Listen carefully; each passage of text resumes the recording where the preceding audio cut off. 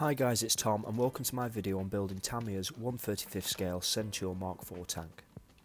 This video will show you how I built, painted and weathered the model. It's an old kit but highly detailed and I was able to get it from eBay at a reasonably cheap price.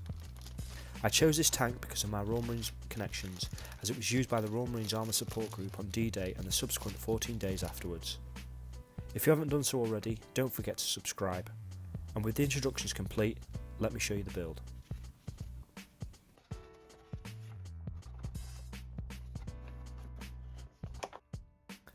I always begin my builds by washing the sprues in warm soapy water to remove any residue from the factory or build up of dust from over the years if it's an old kit. A nice sharp blade on my model knife makes it easy to clean up any excess plastic, and I always follow this up with a sanding stick, which has a coarse edge and a fine edge to tidy up any remaining bumps.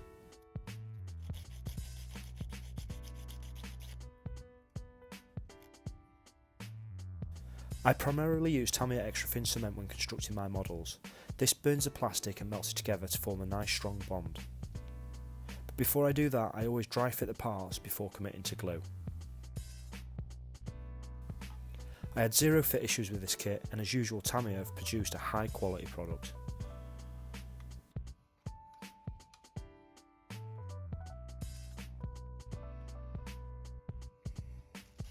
There isn't many reference images of the Royal Marines using the Centaur, and the few that there is show that there isn't a rear part to the fender, so that would need tidying up.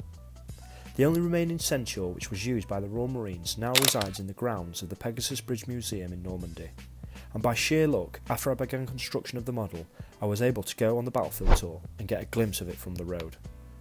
The colour of the tank is always a topic of discussion, as they were painted in SCC No. 2. Originally, because the tank was pretty rubbish, it was used for training, then left in storage, and it was never intended for D-Day, hence why it was never painted in SCC 15.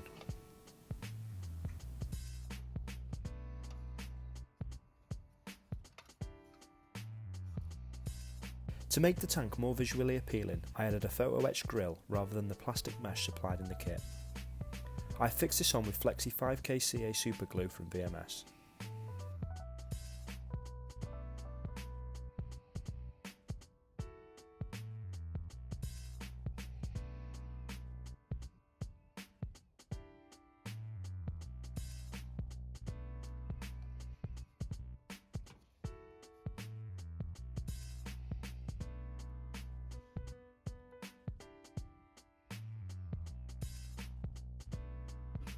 With the lower hull complete, I moved on to the turret. During my research it became apparent that the decals, which depict stadia lines, would be a nightmare to apply if all the parts were put on at this point, so I left a couple of bits off which I painted separately. The Centaur was never originally planned to go ashore, but instead remain on ships and provide fire support, hence the lines and another reason why they remained in the old SCC No. 2 colour. In reference images, the tanks can be seen with a stowage cable, and the kit comes supplied with a small length of string to construct your own. I fixed the string to the plastic rings with AK's own brand of CA glue. With the build complete, I could then move on to priming it. My go-to primer is Mr. Finishing Surface of 1500 Black, and I mixed this 50-50 with Mr. Colour Leveling Thinner. I sprayed it through a 0.4 needle at 18 psi and gave the tank a couple of coats until I was satisfied. The turret and wheels received the same treatment and I left them secure for 24 hours.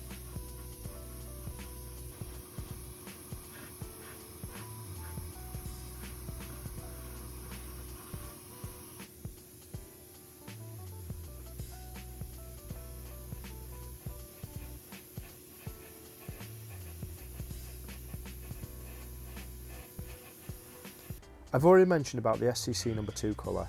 I think AK have their own paint pre-made, but I found a useful formula for Tamiya paints to make my own. It consisted of 5 parts XF68, 3 parts XF3 and 1 part XF1, and when mixed gives a nice rich brown colour.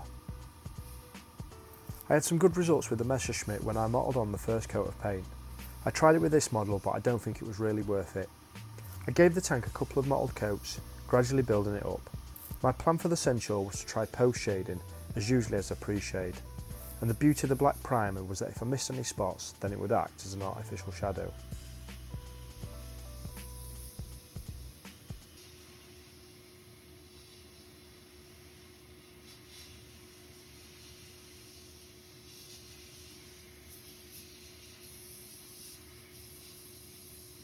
Here's how the tank was looking after a couple of mottled coats.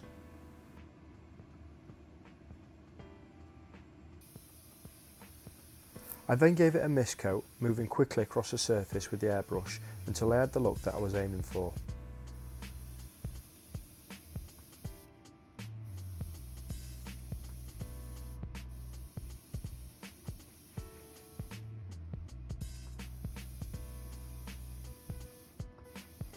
To begin the post shading, I added a drop of XF1 to my SCC2 mix and began shading the darker areas and places where there would be natural shadows. I wanted this model to be all about contrast and trying to make it look as interesting as possible.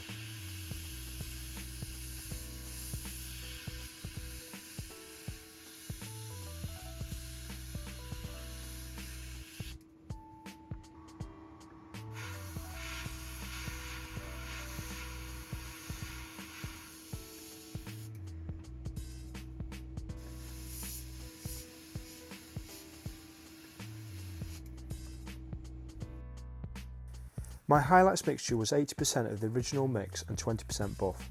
I sprayed this through a 0.2 needle and covered every panel and raised part. The video doesn't do it justice, but at this point the contrast was really starting to show.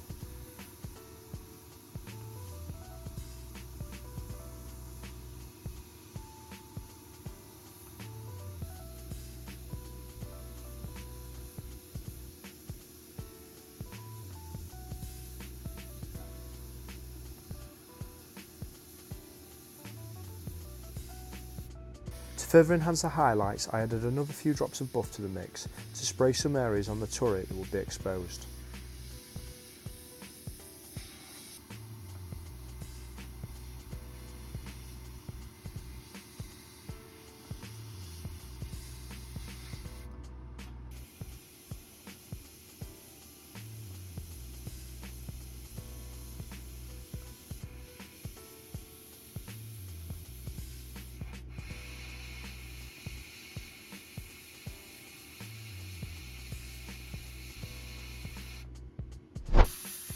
Something I haven't used but really wanted to try was ammo shaders, so I used the grime shader to spray the exhaust and rear of the hull to fade the paint job. The shaders are easy to use, a few drops in your airbrush, no shaking or mixing, straight in and you're good to go, and I'd definitely recommend them.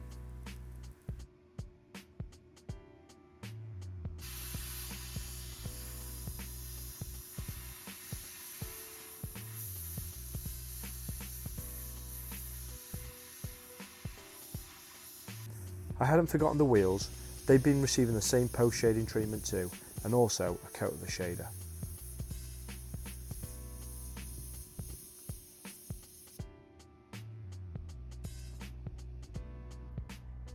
When the painting was complete, I sealed it all in with X22. This allowed me a nice smooth surface to apply the decals. Like usual, I used micro set and sol. As I've previously mentioned, I left a few rings from the turret off to help me when it came to the Stowage line decals. Once they were applied, I resealed them back in with another round of X22.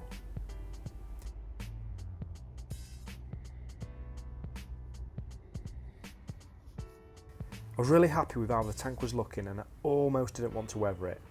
Almost though.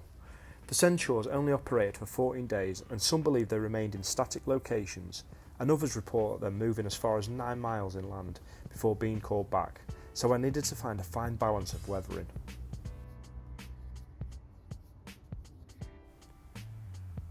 I began with AK Terrain's dry ground texture paint. I absolutely loved applying this. I began by practicing on the base of the hull where it wouldn't be seen. It dries fairly quickly, but you have time to blend and play with it with some tap water.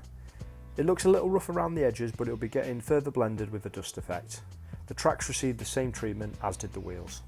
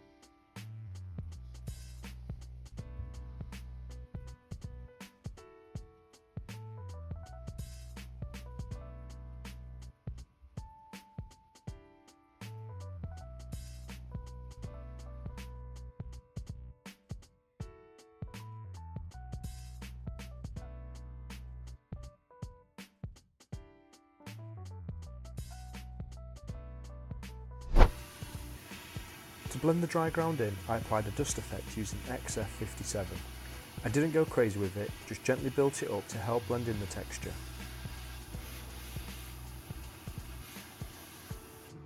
I applied it ever so lightly on the wheels and it really does make the texture look better in my opinion.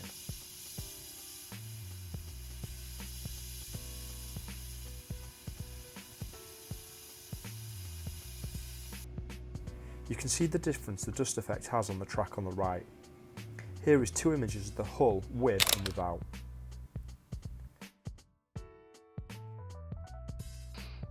Where the wheels would rub the track, I lightly brushed on some XF24 dark grey with a Humbrol flat brush. This slightly reduced the dust effect and enhanced the look of the track.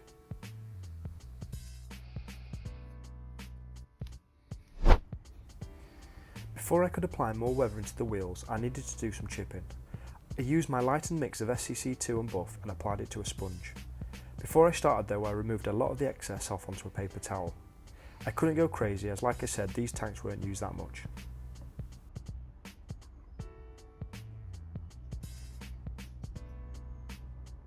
When I was satisfied, I tidied up the sponge chipping with a brush, and this is where I channeled my inner night shift.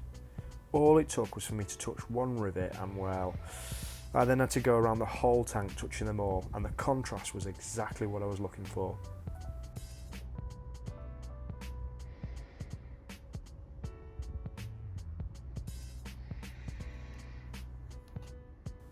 To give depth to the chips, I applied some ammo chipping colour paint to a few select chips, mainly on the fenders. More weathering will cover this up, but it's all about depth and layers.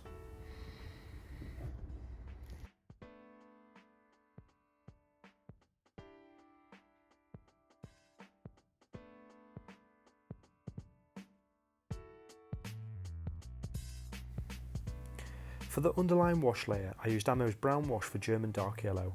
This is another product that I love and is my de facto wash. While it was still drying, I carefully applied Ammo's rainmark effects, and this would act as another layer that blended the ground and dust effects.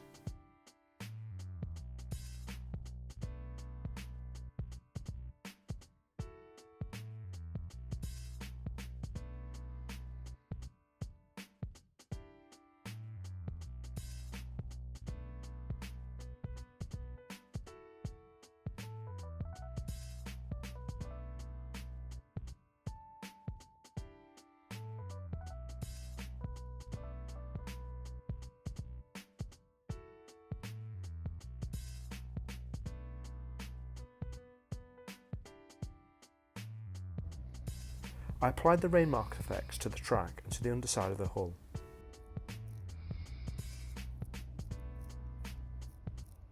You can see where the front panels have had time to dry and where it has helped blend the dry ground and dust effect. My thought process was that the weather was pretty rubbish around June the 6th and the following days, but when it was dry, quite a bit of dust would be kicked up. The majority of this would be covered by the wheels and the tracks, but it's still good to apply.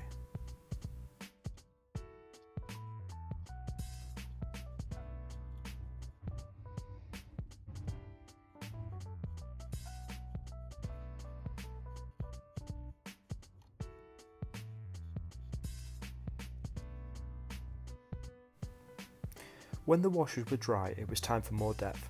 This came in the form of Ammo's loose ground. I applied this within the layer of dry ground around the rim and just on the inside.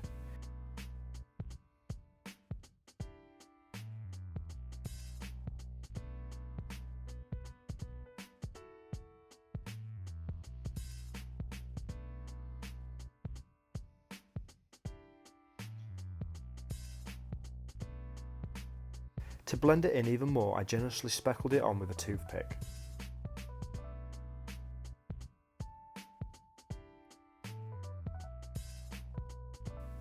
The hull received the same treatment, but mainly around the edges. I didn't want to cover up too much loose ground and dust, and like the wheels, I speckled it on where mud would be thrown up.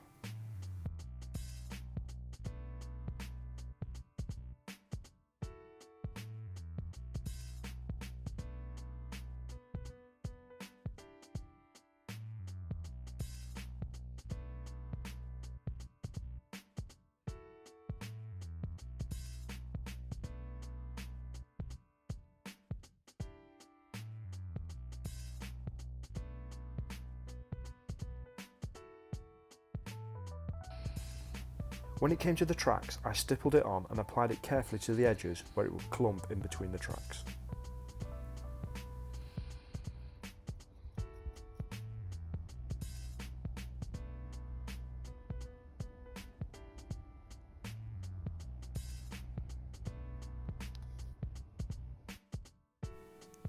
The last layer for the lower hull was applying our most fresh mud.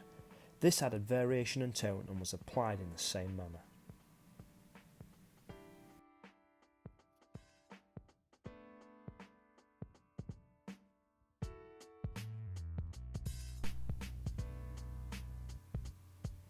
Speckling is a great way to add a sense of realism and depth, and again I use this technique with the fresh mud.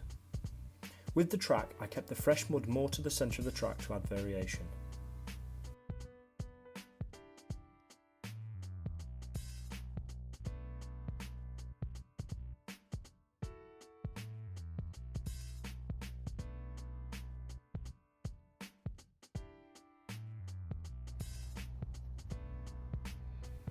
I began weathering the upper hull by giving it a brown wash. I did this in stages. Using a brush, I applied the wash before letting it dry momentarily, then coming back over the area with a piece of kitchen roll. This gave the tank a more weathered, worn look and allowed the panel lines to be filled with a wash that made them stand out and create more contrast.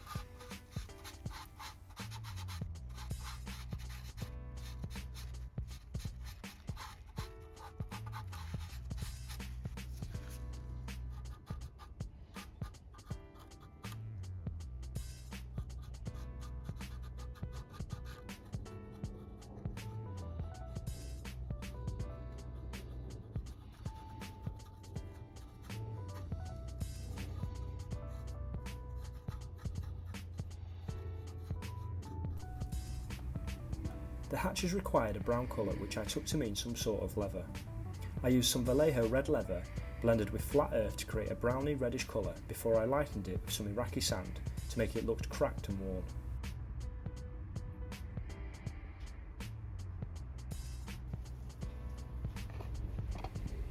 Before I gave the fenders a wash, I dusted on some pigments. I mixed some ammo, Golan earth and North African dust, along with some AK dried seagrass. To fix the pigments in place, I used the brown wash and once it had dried, it gave another edge of realism to the tank, like it had been moving around the battlefield for at least a week. Any excess wash was removed with a cotton bud.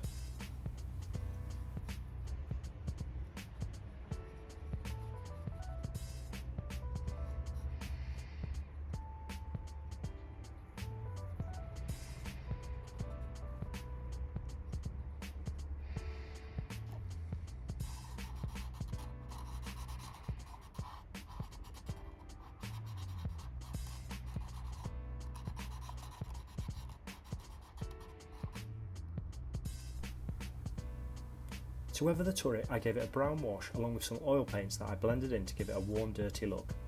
A small touch of oil paint can be blended in using a dry brush. Then to fade it even more, a rough cut down brush can be used to stipple any remaining paint to give it the look that you're aiming for. And the beautiful thing is, with some odourless enamel thinners, you can remove any mistakes that you make.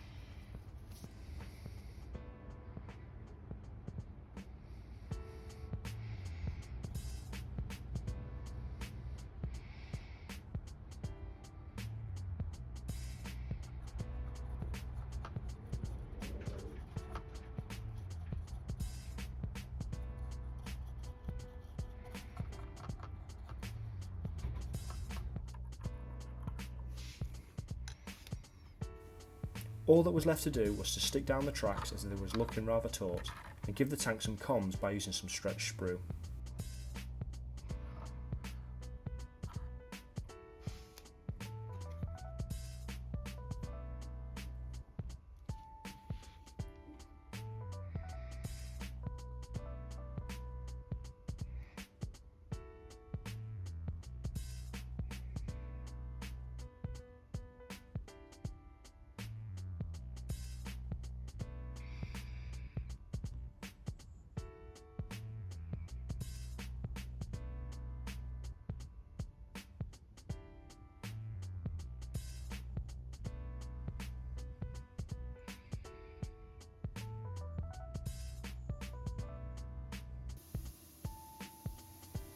To give the tank one last layer of realism, I added some blankets as stowage.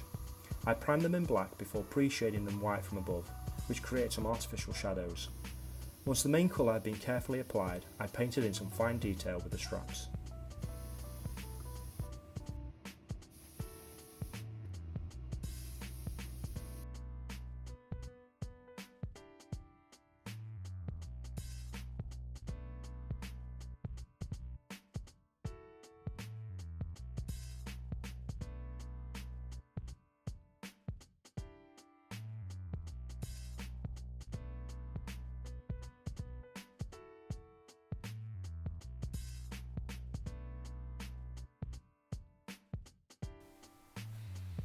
And here's the finished model.